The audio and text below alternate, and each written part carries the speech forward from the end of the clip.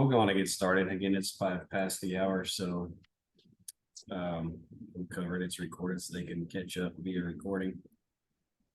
So we're talking a little about this. We're getting into the Reformation, which obviously that's a big turning point. That I'm not going to talk about Luther very much this week. I'm going to talk about some things leading up to Luther and outside and around Luther, what happened in Germany during the Reformation in the next couple of weeks. But I started a bit about this last week. This obviously, of course, anything in history doesn't just pop up in a vacuum. Not everything's just kind of humming along, and then all of a sudden some major thing happens. There's a lot of pre-developments to that, and obviously the same is true for the Reformation and how that's to this day. As I mentioned in previous classes, Christianity had become really intertwined with the state in Western civilization. And so the Reformation was both a spiritual religious event as well as a political event. A lot of things happened during that period of time, religiously and politically, that still shape the world to this day. It's kind of interesting. You can look at, as I showed earlier, the map of just the rise of Islam is Christianity, the splits between Western Christianity, Eastern Christianity, and now the Reformation. You still see, you just look at a map of the world, cultures, languages, peoples, and so on, how these things still, have shaped the world today. And so, of course, the Reformation is a powerful event in what led up to it. We're going to talk about a little bit about that and some of the things that happened during the Reformation outside of Germany and Luther. But that's kind of be the content of tonight's classes. So I talked a little bit before about how universities were founded by cathedrals, and basically the Christian church set up modern degree granting university. There's other academics or academies in schools taught various things, but the degree, like if you get a master's degree, a bachelor's degree, a PhD, and so on, and they do research, that's a product of monasteries and cathedral schools, which were, of course, part of the Christian church. So, but the impact of the university was pretty profound on society. So, universities in Europe provided the environment for scholars to learn, of course, more about scriptures, to learn from each other, and then they would also debate.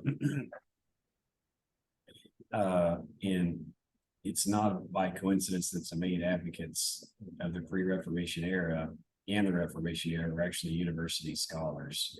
So a lot of people proposing these new ideas, they were trained in either professors or scholars from the university system.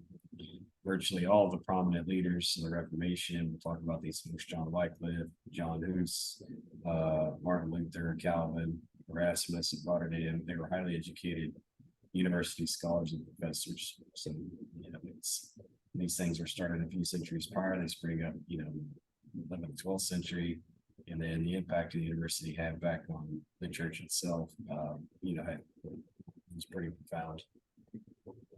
I mentioned last week, I talked a little bit about the Black Death, how this just powerfully shaped, as you can imagine, the entire world. I'll reread the slides again since we talked about it last week, but it roughly killed half the population of Europe, and in some areas, 3/4 of the population wiped out in a very short period of time. So you can imagine what impact this might have on society at large. It basically struck a big blow to the church. The church, of course, both religious as well as a political entity back in those days, it really struck a blow to its authority. Number one, people questioned, they elected a church to protect against these sorts of things, wasn't able to do that, so there was a loss of confidence. And then two, just a lot of the good people, you can imagine if you have that much of a population loss, you're losing a lot of good people. Now when you try the plague subsides, you're trying to move forward again, but a lot of people are gone, so you're just basically filling spots with anybody who's still left. So you've got some not super talented, not very well educated or trained people that you're plugging in. So now the people in those spots don't have the same sort of experience, and they don't get treated with the same respect as was in the past. So this was a big impact that the plague had, in the church at the time. I read that quote last week. Right. Yeah, the black. Do you have a question for now? No, I said right. Yeah. The impact of the Black Death. Black Death caused massive social and psychological impact, as you can imagine. Since the church could not save people from disease, many Europeans began to question the authority of the church. Many saw even as divine punishment. And then again, failure of the church to protect the people, even its own clergy, led to a dramatic loss of power and influence. And the conclusion for a lot of the lay persons was that there must have been something wrong with the church itself that warranted punishment. So you can imagine this happens, and all of a sudden, people are thinking there's something wrong with the church if this type of event could happen. Concerns and objections that were growing against the Catholic Church at the time. There was a loss of reverence for the papacy among the people, especially after the Western Schism. We'll get into Western Schism, but it was basically a debate over who actually was the Pope. This is the first 2 and then 3 men simultaneously claimed to be the true Pope, and it was really driven more by politics rather than any theological disagreement. But since the papacy became such a strong political position, people were fighting for that spot. And at one point, multiple people were claiming to be Pope. And this obviously led to a loss of credibility against, a lot of people. Say, well, there's argument on who the Pope is and what is it really? There was, the selling of indulgences, which was going on at that time. Was basically an indulgence was an absolvance of sin that you could actually sell these. The church was selling these things. Objections to the church ordering military action. So obviously, this is in the wake of the Crusades. Churches was getting directly involved in military conflict. A lot of people had, as you can imagine, serious objections to that, and concerns over the authority of the church to give orders to monarchs. So, the church was literally in the position of being a kingmaker since they were so tied with the state. The state, they wanted different monarchs or kings and queens wanted to be seen as selected by the church to have divine right to rule. So they looked to the church, and the church kind of played the role as kingmaker for a period of time. And then concerns over the corruptions among the clergy, and also the loss of competent priests after the decimation caused by the plague. So you had a lot of clergy and priests that frankly shouldn't be, right? They shouldn't be in that position. But after the plague, you had so few qualified people able to do it. You're having a lot of people, as I mentioned, not qualified, which led to a loss of, in the eyes of people, a loss of respect for that position. So these were all of the things going on: selling of indulgences, involved in military action, involved in selecting kings. 3 people were arguing over that period of time over who is actually the Pope. A loss of competency in priests after the plague. So all of this happening during this period leading up to the Reformation. So if you go back a few hundred years prior in the church, which had so much power, it didn't lose that overnight. It was sort of chipped away and dissolved over these following centuries. It had all these contributing factors, which led to that. You can imagine all these things happening again over a period of time. Not like this happened all this news broke in one day, but it was a slow erosion of sort of the supremacy of the church, the Roman Catholic Church and Western civilization over these centuries, from all these contributing factors. I had a question, and maybe you can answer. Looking for a book while I was reading. I can't find it. But during that time, especially, how did the process of selection and the influence of government and the intermingling between the two come out for the selection of the popes at that time? Yeah, and I'm not an expert on that, but there was obviously, especially during what was called the Western Schism, it was this was a heavily influencing factor because the Pope had such strong political power.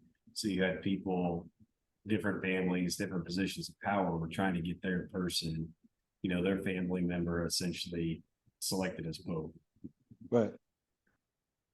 which is why you had this dispute. People weren't really willing just to say, yeah, okay, this council selected so and so as Pope, since there was a lot more tied to it. There was disputes over it, and people essentially were self-proclaiming to be Pope. Yeah, and it was people in the ruling class doing that. Of course, it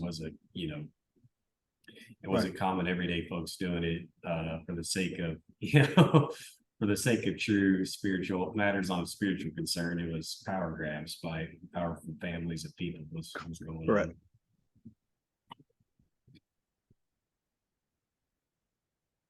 So Ed Clum's a guy named John Wycliffe. Again, just take the backdrop of all that was mentioned.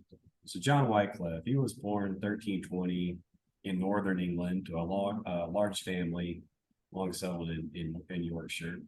He became a priest in the Catholic Church, ordained priest in 1351.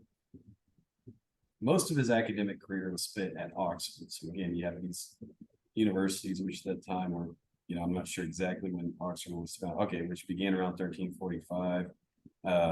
But the plague, he began at 1345. The plague delayed the process. Again, the plague was going on during those years. So, or shortly after, the plague delayed the process from being granted a degree.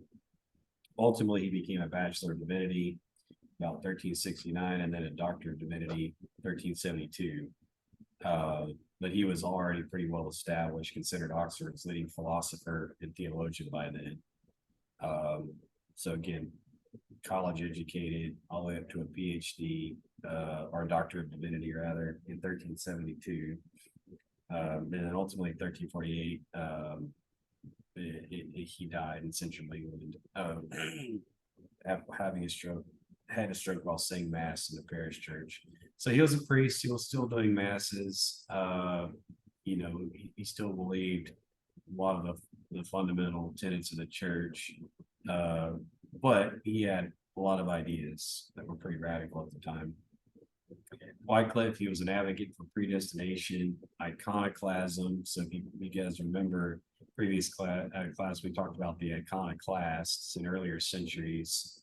These are people who are saying we shouldn't use any icons or images in the church.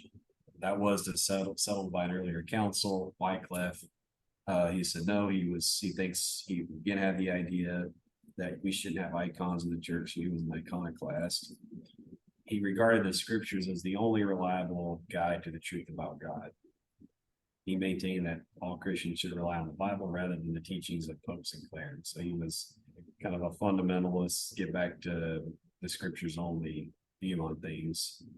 He didn't like what's called the veneration of the saints, the sacraments, private confessions, indulgences, and so on, the existence of the papacy. So a lot of the things that the Catholic Church were practicing, he had various objections to various degrees on these matters. And this was again, roughly a century or so before Martin Luther. So these ideas were already in the air before Martin Luther came around. He certainly solidified them and took them up to a certain level, but certainly wasn't, the first to have these ideas or objections. John Wycliffe and others, before were already thinking about, writing about, talking about these ideas. So Wycliffe believed that every Christian who could read should have access to the scripture.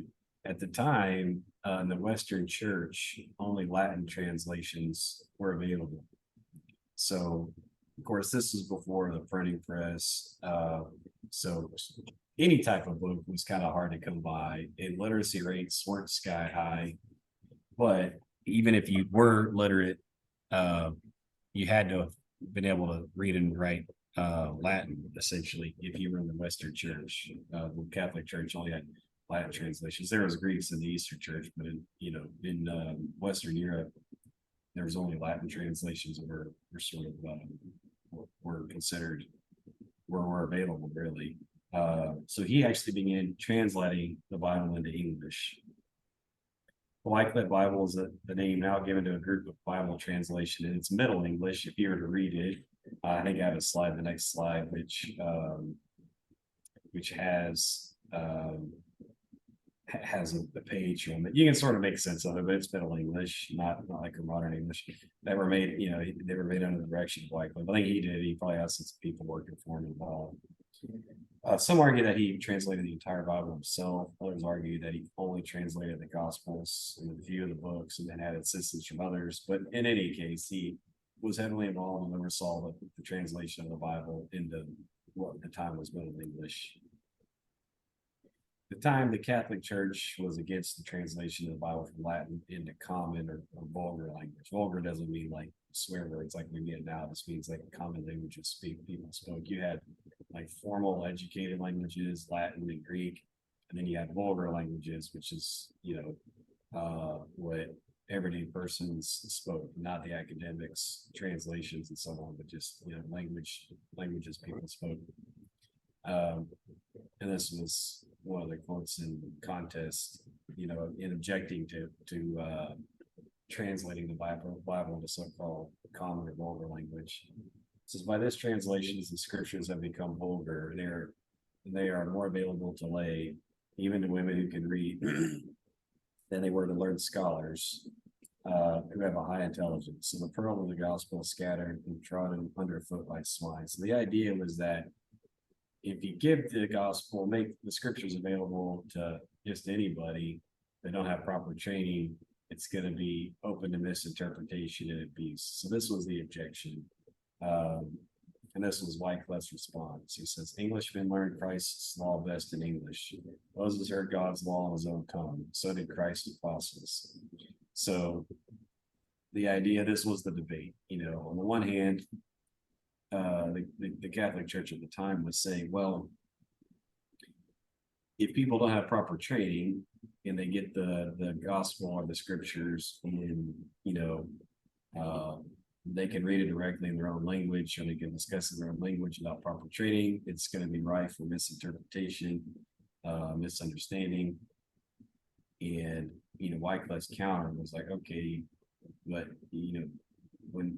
when Moses himself got, had the scripture or heard God's law, it was in his own language.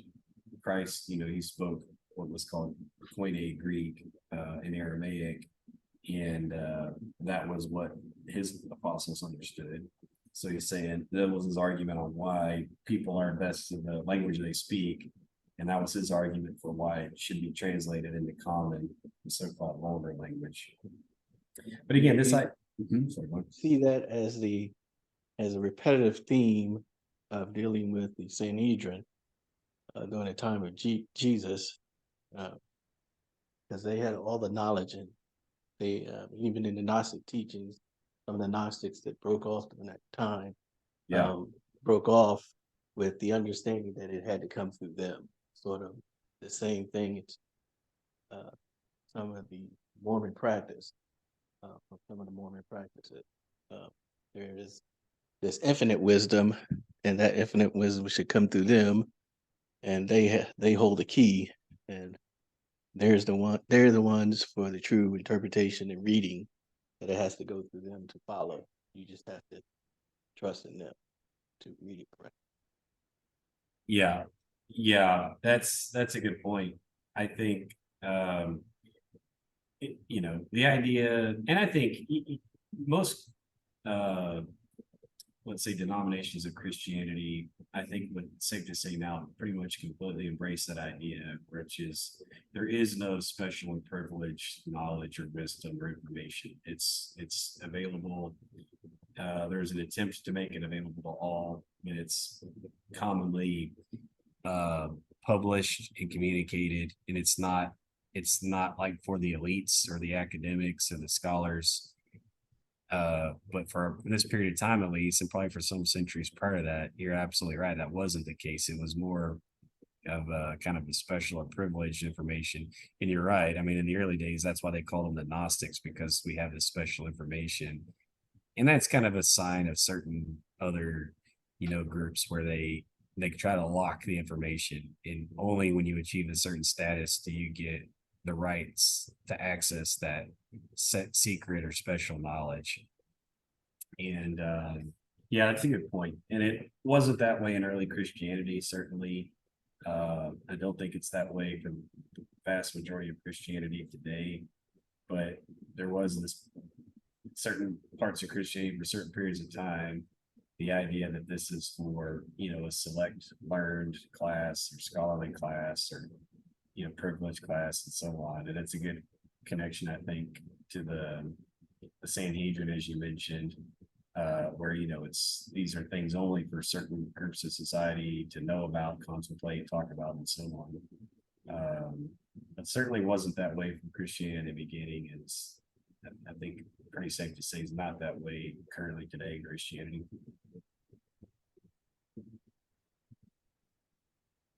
So that's what it looks like. Romans 1:7. Kind of hard to read now. Obviously, it's in Middle English, but if you try to sound it out phonetically, you can kind of make some sense of it. Jesus Christ, you can get there.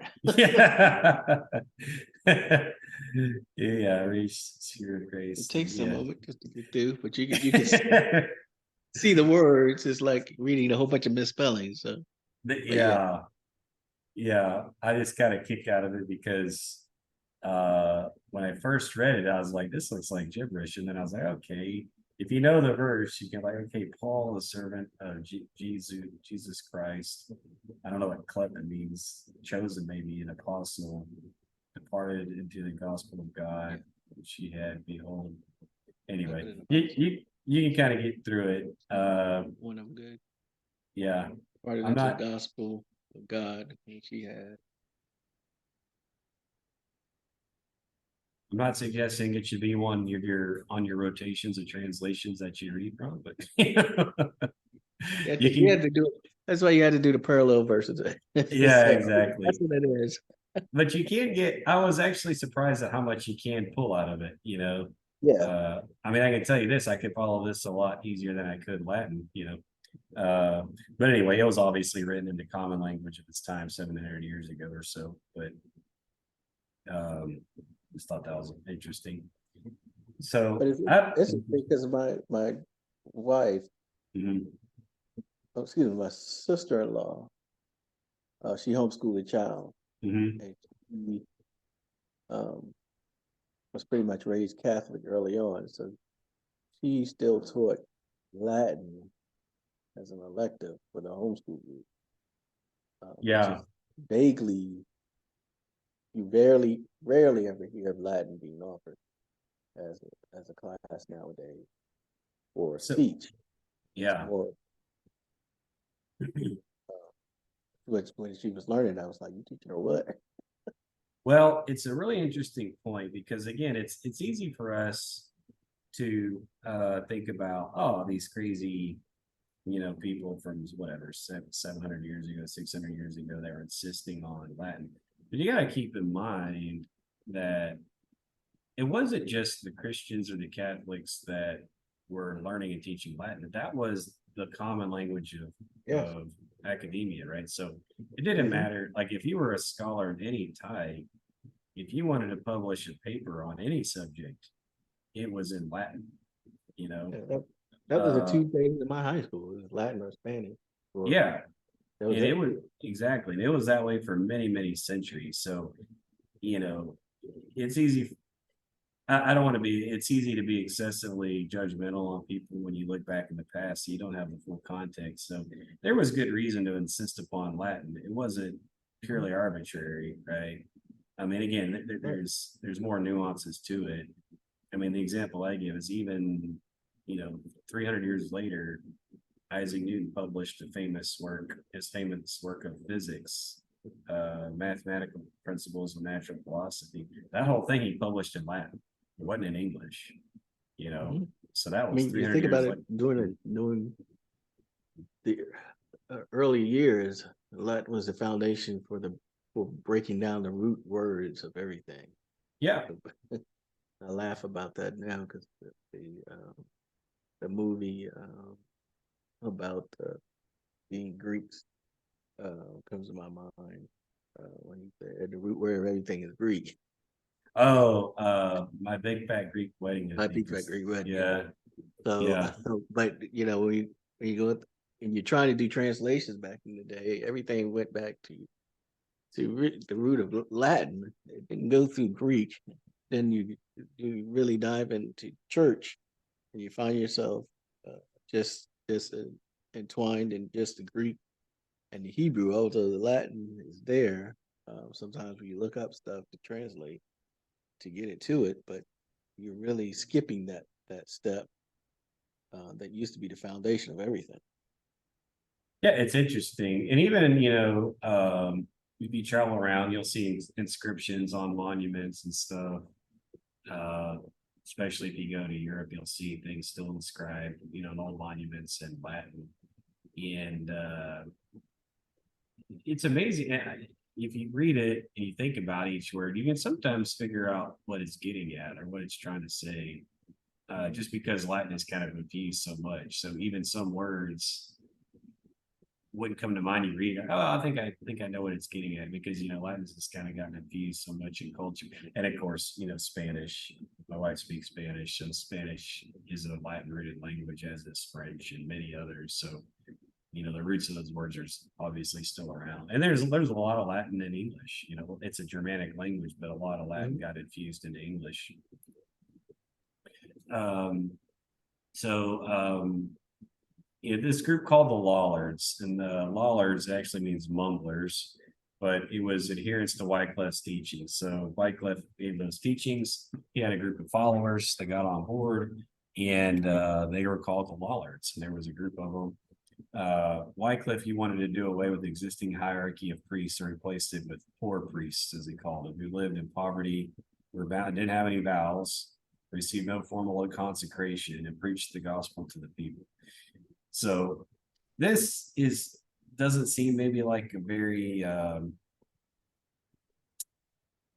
not a very outlandish or crazy idea by modern standards. As long as you preach the gospel, you don't need any particular. But back then that was right. Back then priests were consecrated, ordained.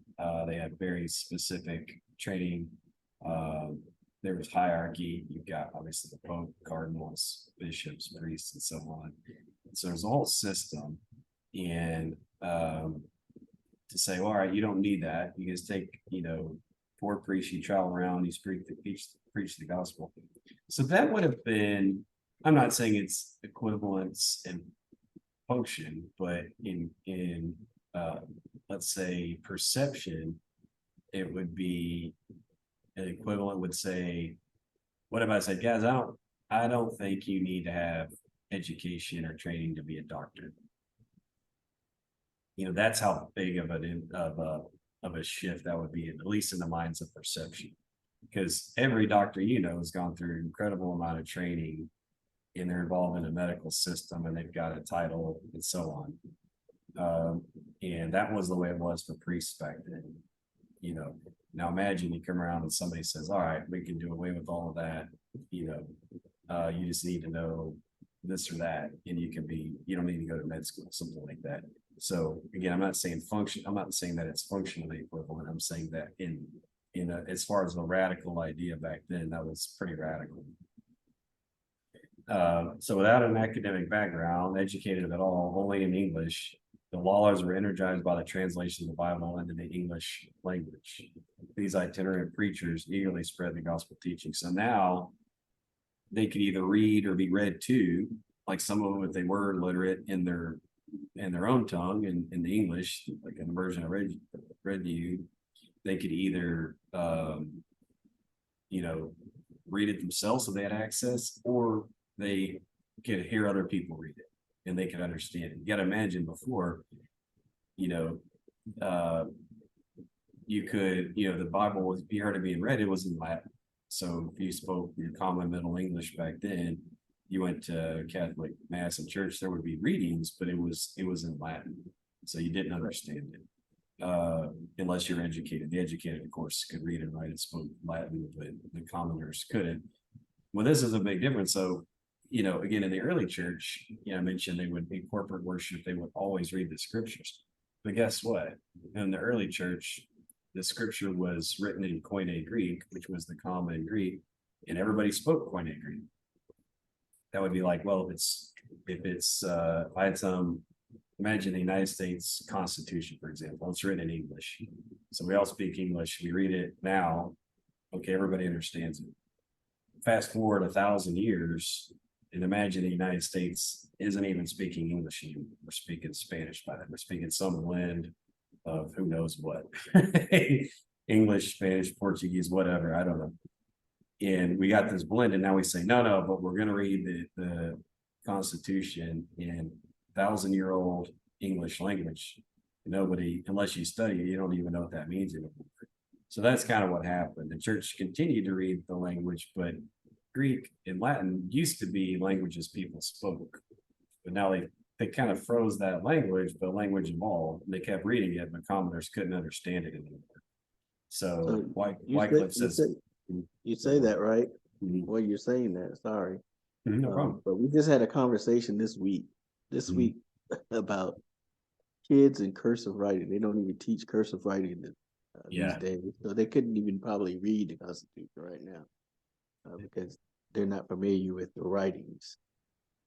Yeah, the characters of the writings for cursive. it's funny. My kids learned how to write cursive. My wife taught them how to write cursive, and they still write cursive. And so then my daughter, she didn't go to public school until my oldest daughter. She went to public high school, and she would write notes in cursive, right? I mean, she could obviously print too, but her own notes would be in cursive. And sometimes her classmates would ask to borrow notes, and they, or if you had to proofread a paper, like you write a draft and then you kind of circulate it amongst your peers. So she had to print because, like you said, her peers, they weren't teaching in cursive, so they had trouble reading it. So, which I found interesting. I actually don't. I can't be too critical because I don't have long. Other than signing my name, I don't write in cursive anymore either.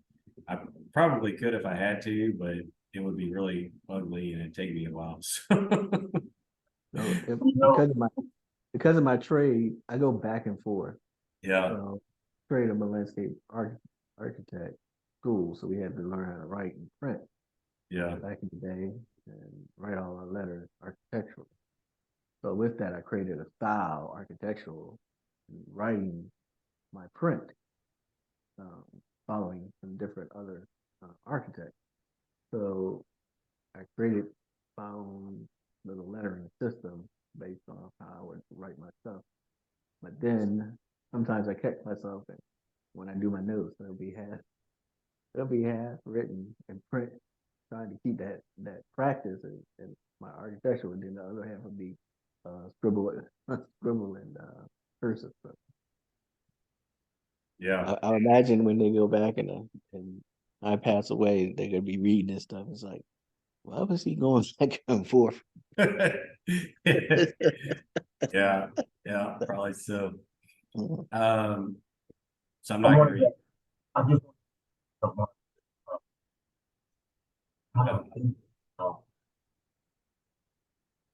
I lost you. Can you Can you hear us? I lost your audio. Anyway, I'll go on, chime back in whenever if you get it sorted out. So these are the 12 conclusions of the Lollards. The conclusions were written in 1395. The document was presented at Parliament of England, was nailed to the doors of Westminster Abbey and St. Paul's Cathedral in London. So this again is very, foreshadowing the 95 Theses of Martin Luther, which he also nailed to the door. Which when I first learned about nailing to the door, I thought this was like a very provocative statement, like bam, bam, he nailed to the door, just to drive home the point. But that was actually just the way there was no internet, right? So there was no bulletin boards or message boards or Instagram or Twitter or whatever. So this was like just the way if you had something you wanted to proclaim, that was the way you did it. You stuck your document. It was kind of like the town bulletin board. It wasn't necessarily some powerful statement like a formality, in a whole ritual or anything. It's just the way you communicate stuff back then. But they nailed it to the doors. So I'll read them here. First conclusion, state of the church. Search that the English church has become too involved in affairs of worldly power, led by a bad example of the Church of Rome. So again, objections to the intertwining of state and church.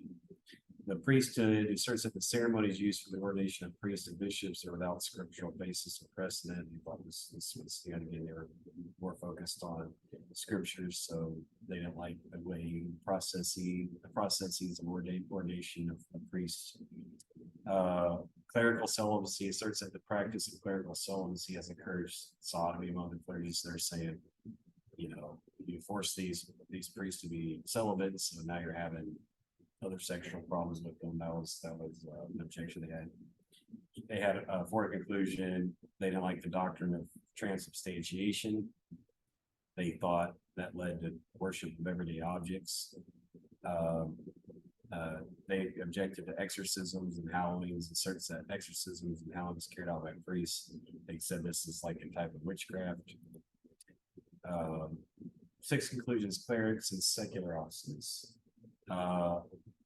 They didn't like it that you could be a high worldly office, political office, as well as a high church office. They thought this was conflict of interest there.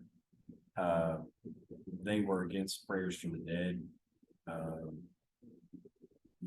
The eighth conclusion, pilgrimages. They were against pilgrimages for venerations of relics. So in Europe, and in this day in Europe, it's still that way, but you can make a pilgrimage to begin in cathedral or chapel another time in another town, pay homage to the relics of a deceased saint. You got the bones or whatever from the saint. Some people would make pilgrimages to honor, venerate some saint. They don't like that. They were against the practice of confession for the absolution of sins. They said only God has the power to forgive sins, and priests don't have that power. They were against warfare. I don't know if they were fully pacifist, but they definitely had pacifist leanings. And they were saying wars shouldn't be given religious justification, such as the Crusades. They thought that was against the teachings of Christ. Asserts that women in church have made vows of celibacy, so they didn't like it. They thought this is related to the other one. They thought nuns and stuff were still participating in those things. They thought that, back then the medieval church made all sorts of beautiful things like illuminated manuscripts and different crafts, ornate crafts of different types. They thought there was too much attention on that. So that was the 12 conclusions of the Lollards.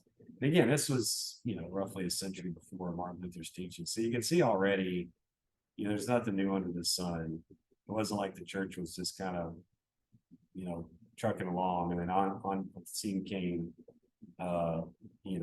Martin Luther, and just completely, everything is now in chaos and splitting and so on. This stuff was already in the air, already being discussed. These ideas were being discussed.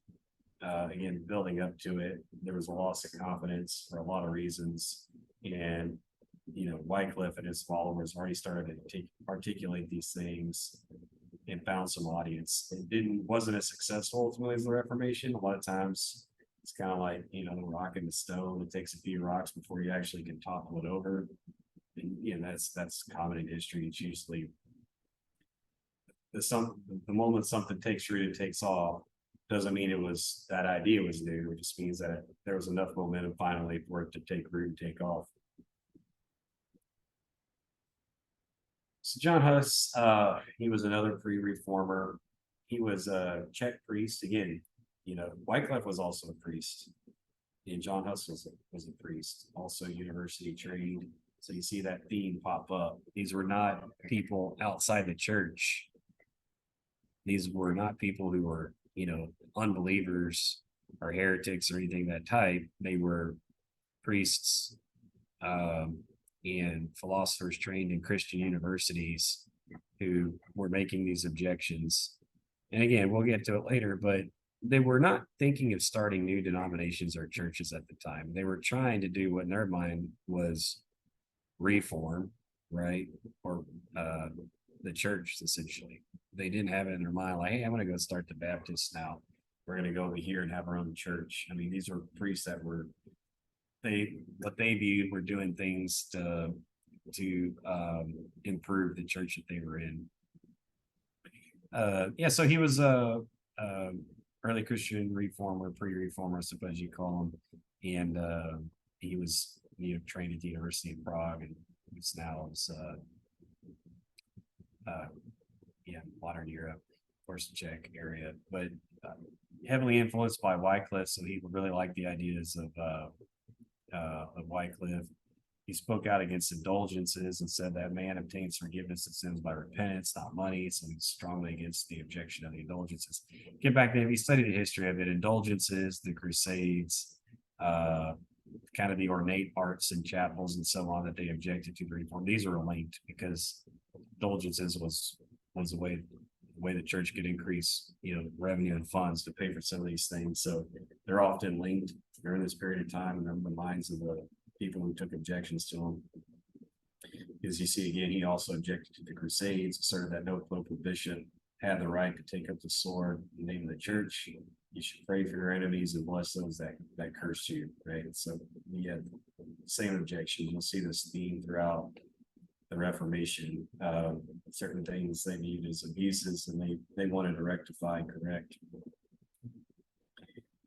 He was fairly influential, got a following. He met a sat-in. There was an ecumenical council held from 1415 to 1418. It was recognized by the Catholic Church at the time. It wasn't called for him. It was a multi-year thing. It was, if you remember earlier, I talked about the Western Schism where there was multiple people claiming to be Pope. And so it was called to basically get to the bottom of that. We can't have 2 or 3 people claiming to be Pope here. We can only have one Pope. So it was called to sort of rectify that problem and, arrive at just a single Pope. So they also summon John, who was given a letter of safe conduct. This means we'll guarantee your safety if you come to this event. But that was, in fact, actually not honored. He was imprisoned, ultimately condemned. And when he refused to recant, and he was ultimately burned at the stake. Also condemned John Wycliffe. John Wycliffe was dead at this time. But they also made a point to condemn John Wycliffe. So they actually had, since he was dead, they actually dug him up and burned him, which is, I guess, to send the message at the time. But yeah, he was dead. So I don't, this is more theater. But John Hughes was much different situation. He was alive, granted letter of safe conduct, given the right or given the opportunity to recant. He ultimately did not because he thought his ideas, what they asked him to recant, his claim was that I didn't say those things. Not, he says, I'm not going to recant because what I'm being accused of, I never said in the first place. And so he refused. And this is what he said. Even they had him up to his neck in straw. They're about to light him up. And they asked him one last time if he was willing to recant. And this is what he had to say. God is my witness that the things charged against me, I never preached. And the same truth of the gospel which I have written, taught, and preached, drawing upon the sayings and positions of the holy doctors, I am ready to die today. And he did. They burned him. And so it's interesting that, he was a priest. He objected to certain things, but he wasn't splitting off the Catholic Church. Neither did Wycliffe, neither did really any of the reformers. In their mind, they were trying to fix corruptions that they believed had crept in. And notice even here, he says, drawing upon the sayings and the positions of the holy doctors. So the holy doctors are the different teachers in the church after the time of Christ. So he wasn't saying, you shouldn't listen to Thomas Aquinas or, Augustine or all these other people. He was saying, I'm actually following these people, but I have their positions correctly stated. So he wasn't trying to throw away, uh, the church fathers, the church doctors, a lot of the other things we commonly equate with Catholicism. His argument was, as well as the other reformers, is that I have their views and positions on these things correct. And, what's being said about me is slander. I never said those things. So, this was his position on it. But ultimately he was burned for it. And this is just obviously an artistic rendering, but I like the image because this is him at the council, and you can see him, the depiction of him in black, and he's looking up to the heavens, looking up to God with his hand on his heart, because he believes that God knows his heart and how his true views on the matter.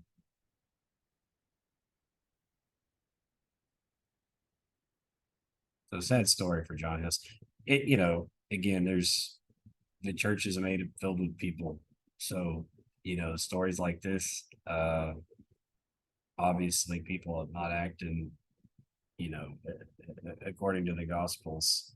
But even in that, I think you see people trying to do what's right, the example of Wycliffe and Huss, which is not to say if you read everything they write a lot of things. Are humans. I'm not saying they have, perfect views or interpretations of all things. They're people doing their best. But this is part of church history. I mean, these things happened, and it can their thoughts, their ideas, they continued, even though Wycliffe, well, he died naturally, but then they dug him up and burned him, and then John Hughes, they burned him. But their ideas still lived on, and they carried on, and ultimately, culminated in the Reformation. I just have a comment on the burning of the bodies. Mhm.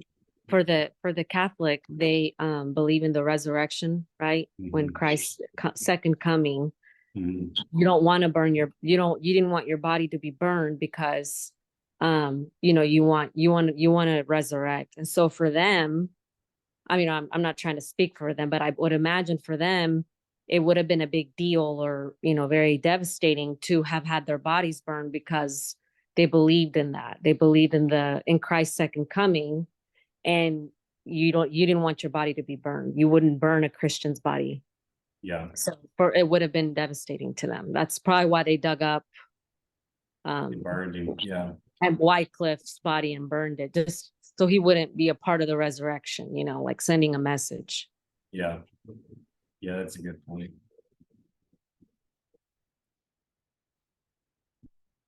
Yeah, thoughts.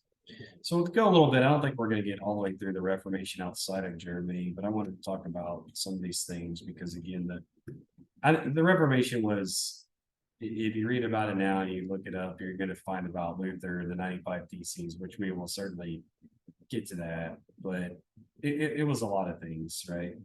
Starting centuries before, or centuries in the making, many ideas in many countries. And then ultimately, okay, Luther and the 95 Theses, and that's when a lot of people kind of see it, culminating in. But I think during that period and that time, you wouldn't have seen it that way. That's just looking back on history. We tend to fixate on certain points. So anyway, I wanted to talk a bit about that before we dive into Luther and the 95 Theses.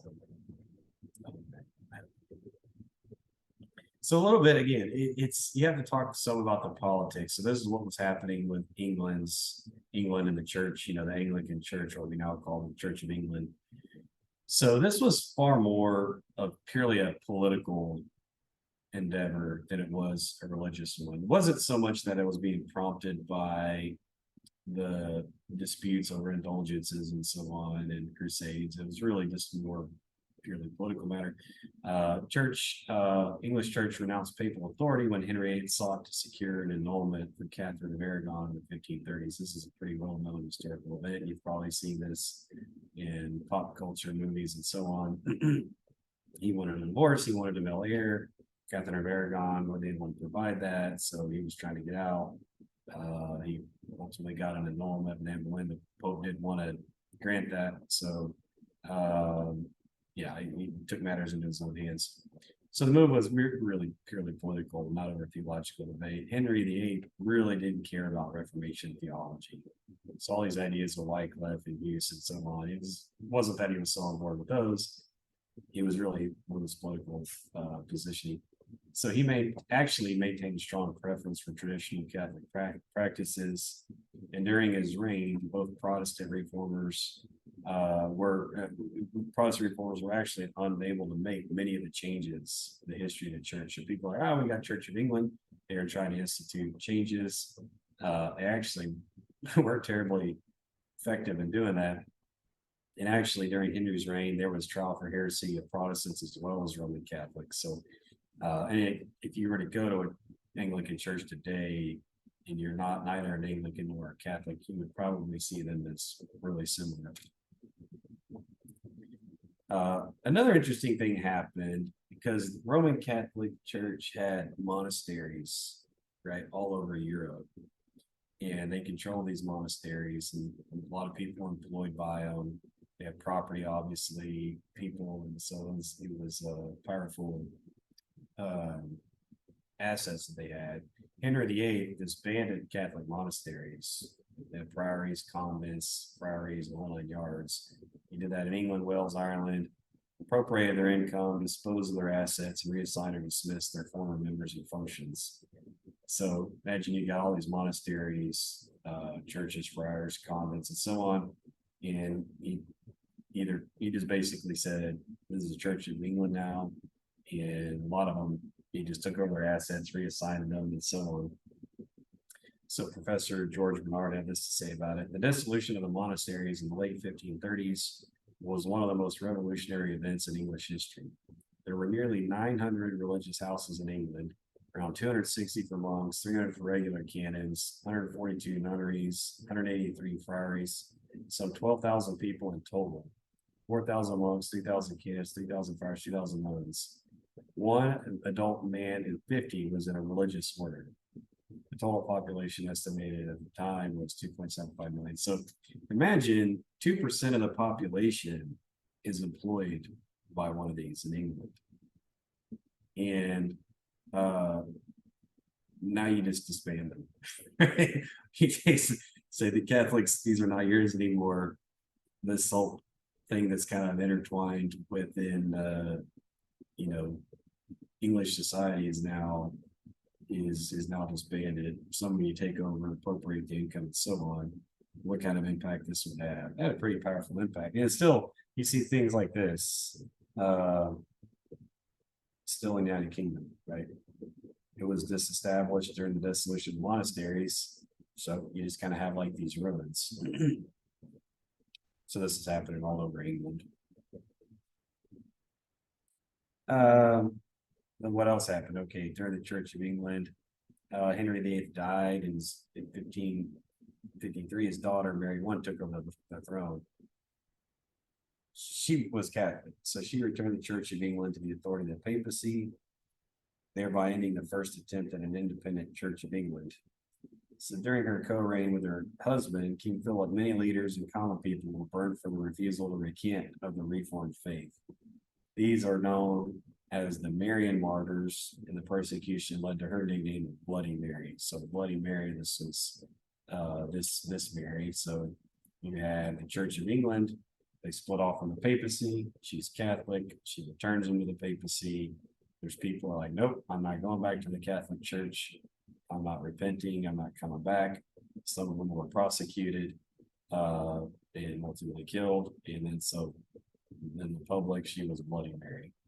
That's how that came to be.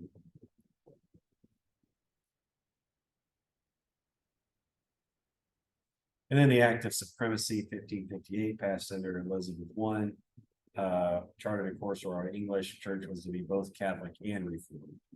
Catholic in that it views itself as part of the universal church, and Reformed in that it has been shaped by some of the doctrinal principles of the Protestant Reformation. This might sound odd, because now we think of Catholic Church as a very distinct denomination, different than Protestant churches.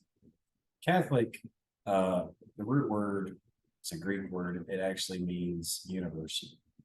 So the church universal. So Greek Orthodox claims to be Catholic, right? Anglican Church claims to be Catholic, and that it's part of the universal church. So they're saying we're still part of the universal church established by the apostles or apostolic succession church, but we've incorporated some of the reformed principles. That was the claim. So the Act of Supremacy abolished the authority of the Pope in England. So no more going to the Pope. And the head of the church in England was Elizabeth. So we were the church universal still, apostolic succession. We have these reformed principles. We don't roll up to the Pope. We roll up to the monarch. And it made Elizabeth supreme governor of the Church of England. And then it also really narrowed what constituted heresy. They don't want people being tried, persecuted for heresy, so they made that more narrow.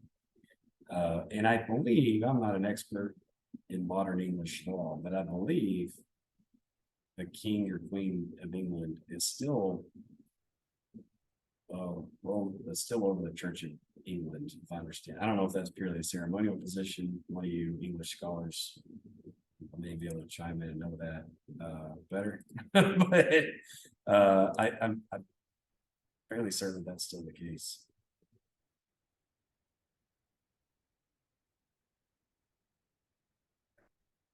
So now we'll get into John Calvin. I'll stop there for a bit. I don't know if there's any thoughts or questions on the Church of England before we get into Calvin.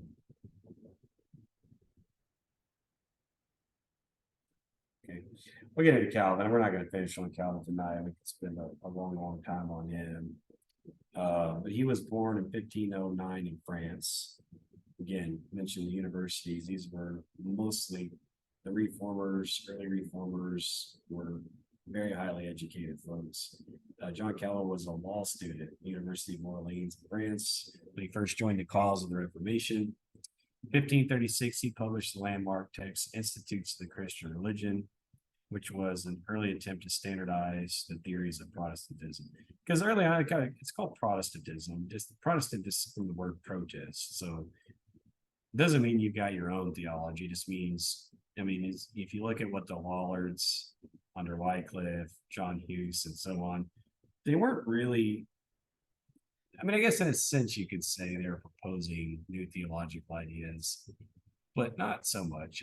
Really they were objecting to what they saw as corruption. They were saying, all right, we don't like the indulgences, we don't like the Crusades, we don't like that the church has gotten so married to the state and politics. We think there's political corruptions rolling in. We don't like you selecting kings and queens. We think the clergy is corrupt in some cases, not following their vows, and on, right? But they weren't necessary, and sometimes they would propose changes. In the case of Wycliffe, he's like, all right, I'm going to go against transubstantiation. They did have some distinct theological ideas, but it wasn't like its own new, fully fleshed out theological system so much as it was objections to what they saw as corruptions in the Catholic Church. So that's what it started out. Now John Calvin, in particular, also Luther, which we'll talk about, and others, now they start proposing their own. Not merely we're objecting to the Catholic Church, but now here's our fully formed system on how we believe what we believe is the true, accurate version of Christianity. And so, you notice his landmark is called Institutes of the Christian Religion. He's not saying like against the corruptions of the Catholic Church, the Roman Church of Rome, or against the papacy and so on. He's more or less here saying this is how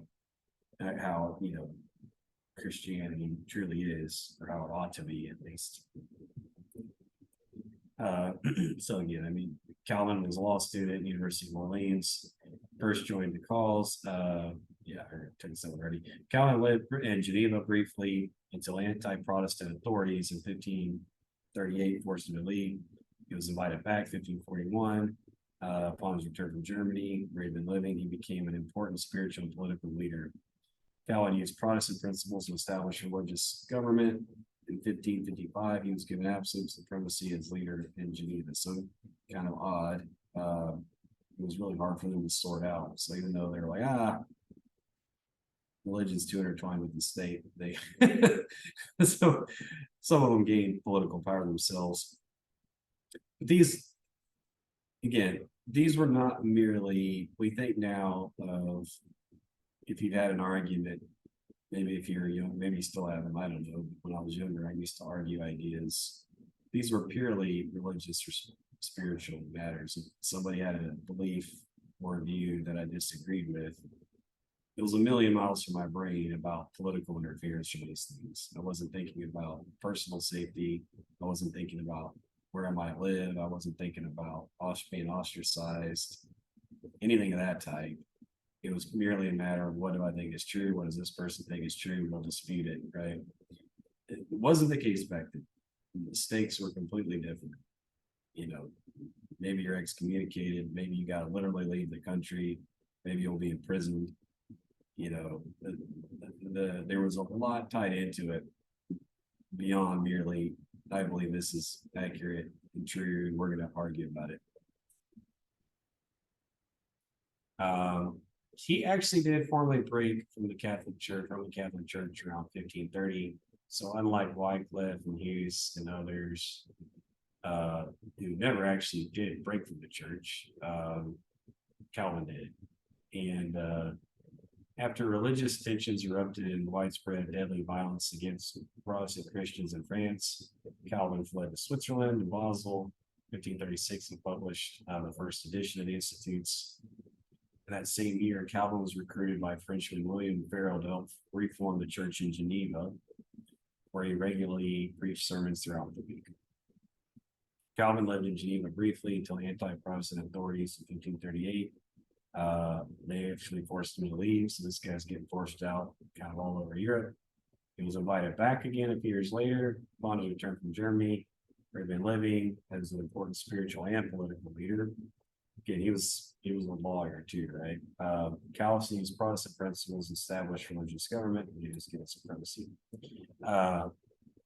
Which time we got? Let's talk a few more minutes. So trained as a lawyer, Calvin originally was a philosophy student, and he learned Latin and Koine Greek. Koine Greek was the Greek of the ancient world. The New Testament is written in Koine Greek, which is obviously, that was 2,000 years ago, so that's much, much different than modern Greek. So you don't learn modern Greek if you want to learn to read the New Testament. You got to learn Koine Greek, which Calvin knew.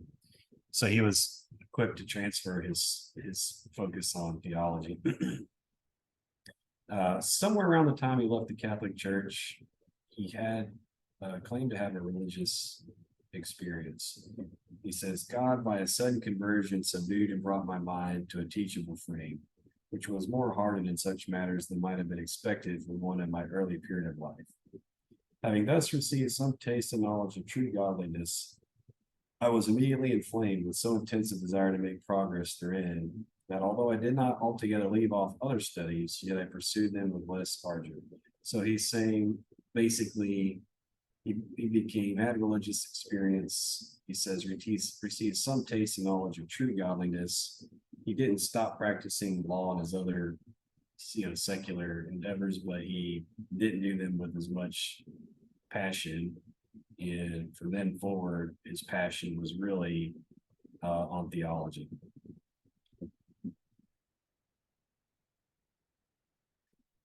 And if you guys, whether you agree with them all or not, John Calvin's teachings are still very, very influential even to this day.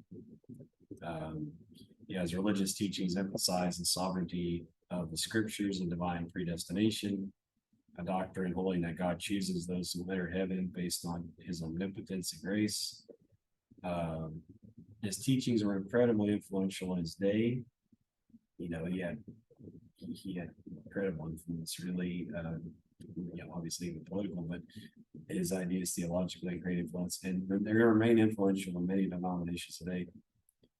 including any what's so-called primitive or Reformed Baptist church. If you have Reformed in the title of a denomination, it's probably got a healthy dose of Calvin's ideas in there. Not all Southern Baptists are Calvinists. I say that there's some, Calvinist teachings, but I wouldn't say that Southern Baptist, they're not necessarily Calvinists. Presbyterian churches, a lot of Presbyterian churches are Calvinist ideas. United Church of Christ, it's influential in numerous independent, non-denominational, charismatic churches, community churches, and Bible churches. So all sorts of various independent congregational churches have, to this day, have Calvinist ideas and teachings, are at minimum, I would say, influential in a lot. Some of them already have pure Calvinism type theology, but a lot of them are certainly influenced by it. And he said a lot of things. I don't want to summarize it purely to this acronym, but it's certainly a helpful guide. His religious teachings can be summarized in 5 points. Or at least some of his core teachings. They're often given with the acronym TULIP. He didn't write in, well, I don't know if you read it, but he didn't write in English. So the acronym's here in English. I have no idea if this holds up in other languages or not. But in English, you may have heard this. It's called the TULIP. T, total depravity. This says man is like in a completely fallen state. So we're completely depraved. There's really nothing as an individual you can do about it. You're just depraved and kind of unable to really fix your condition. Unconditional election, that means election means like the elected saints, you're selected by God based on no condition. It's not because you're a good person or have a good heart or do this or that. He just selects you without any condition. It's up to the sovereign will of God.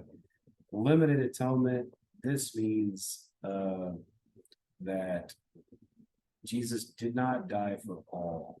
The atonement being like the grace of Jesus Christ. He didn't die for all. He died only for the elect. So that's why it's the limited atonement. The atonement is only directed towards the selected or the elect or the predestined. Okay?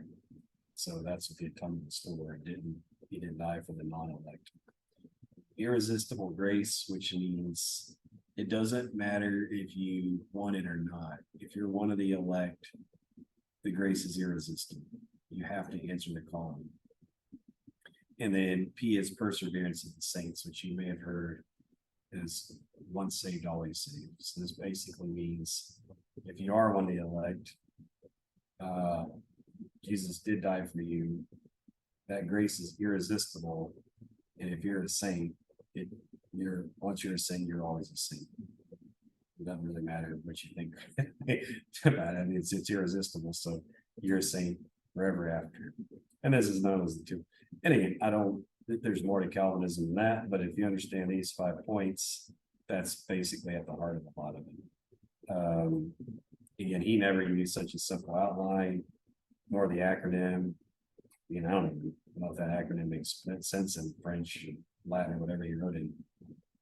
They've been developed by Calvinists since his time to kind of, summarize and distill those bullet points down. Some argue. You can argue whether this accurately captures his thoughts or not, but if you talk to modern Calvinists, I think these ideas at least resonate. It's the dominant version of Calvinism that persists and is commonly discussed even today. So, a Calvinist scholar may say, "Oh, I didn't quite mean it this way with that." Okay, they can debate that, but Calvinism, as it's understood today, is largely, can be summarized with these ideas or points. So I'll stop there. It's already 8:15, but I don't know if anybody's got any thoughts or questions on that, or if you're familiar with or heard these ideas, or maybe you agree with them. I mean, I'm not trying to tell you to agree or not agree. It's just this happened in history and is really influential to this day. Another aspect of Calvinism that's not covered by the TULIP is that if you are one of the saved, you will have a spiritual experience that cannot be denied. You can't Mhm. deny it. It is an absolute thing. And Mhm. in order for you to be accepted as one of the elect, you have to express that experience to your group, whatever Hmm. church that is. And then they have to decide whether that was actually sufficient to prove that you were one of the elect. Really, that's interesting. I had not heard that. Thanks for sharing. Sure. Yeah, I wasn't familiar with that. In the Restoration movement, um, many of the men of the early Restoration movement had a real issue with that very concept because they were very pious men, but they did not feel like they had had one of these undeniable experiences that would prove that they were one. And that's what led many of them to go to the scriptures and really see if that was a scriptural idea. Yeah. Yeah, that's interesting. And I think a lot of them from the Restoration movement, all right, a lot of them were Presbyterians or came out of the Presbyterian movement. So they would have had certainly, the Calvinist background. Right. And a lot of Baptists also. Yeah. Yeah. No, that's interesting. And of course, there's different versions. There's not only one. And some churches I found will take some ideas of it, but not others. So for example, I've talked to some that really independent congregational churches that really lean more towards the last 2 points, the irresistible grace and the perseverance of the saints and the once saved, always saved. Uh, they're not, whether there's unconditional election or limited atonement, they're not so adamant about that. But the idea is that once you have experienced grace, you will always be saved. Like they're really insistent on that, but not so much on the other points. So I've seen, the ideas take root in different fashion with different, different congregations and even different individuals. But this collection ideas, whether taken together or as you were mentioning, maybe even added on, or in some cases they'll drop some points, insist on other points. I would say that they're broadly been pretty influential and remain so to this day. I've talked to some folks to this day that really insist upon some of these in particular. So Yes, it's kind of interesting that when you're discussing this, if you really just listening uh, to Sister Carol just now, uh, how things are kind of resurfacing, or it's in the churches on atonement and how things are kind of making a full circle. Y'all was talking earlier about writing in scripture, writing in cursing, and how the computer has taken away a lot of our handwriting because now we're using the computer to type everything up, and people want the emails and want things done, so you're not using your hands as much. And I thought about how they did all the writing on the scribes, and you was just showing how on the slides how uh, Brother Cannell was talking about these things, how churches have made. But when you go back and you look from way back then and how it's coming to the forefront again, if you're really paying attention, it's kind of interesting because in other ways, people are like with the Kabbalism, people are challenging more of people callings, as I should say. If you experience something that what they so-called supernatural, they want to know all the details. So like you said earlier, they want to see if it's true or not. They're making the decision yeah, on if you're being called by the Holy Spirit. And that's what was going on back then, and that's going on now. You hear people want to question if you've been really chosen. Are you really, yeah, so yeah, good. very interesting to see how high it was back then and how it's coming full circle again. Just wanted to make a comment on that. Yeah, it's a great point, and I don't remember the chapter and verse, but the idea of work out your own salvation with fear and trembling, the idea that you have to have had a certain experience, and others have to verify that experience, as valid. I mean, obviously that, whatever you agree, I'm not trying to convince you pro or against Calvinism, that idea, and there's certain ideas I can just think, I don't think that was ever, certainly I don't find anything in the scriptures about it. Jesus talks far more about what you believe and what you do with that belief, not so much, and maybe you guys correct me, but I can't think of anywhere where he says you have to have this or that emotional experience to be called a child of mine. I mean, he talks about what you believe, what you put your faith in, what you do with that, how you treat others, do you love your neighbor, do you take care of the widow, the orphan, and so on. So he gives a number of things, right? On what you believe and how you love. Do you love your neighbor? Do you love others? And what that actually means. He gives those requirements. I can't think of anywhere where you have to have had a certain emotional response or experience. So I don't know. There's certain ideas that would be really difficult for me to get on board with. But. Yeah, and I just want to say one more thing. It's funny because it just popped in my mind. The Sunday school lesson was on Paul having to defend his calling. So it's kind of interesting how even in Paul's time, he was they was questioning him, what gives you the authority to preach and teach to us? So it's kind of interesting how it just follows through generations or through time, these things that keep resurfacing. So good stuff. Yeah, no, exactly. Good point. Okay, well, we're a bit past time, but thank you, everybody. Yeah, for those of you who made it in on spring break, like I said, I'm here. I'm here in town. I didn't travel anywhere. I've got some travels coming up, but I should be back by Wednesday next week. So looking forward to picking up and talking to you all next Wednesday. Thank you. Thank you. Thank you. Thanks, Good night. everybody. Bye.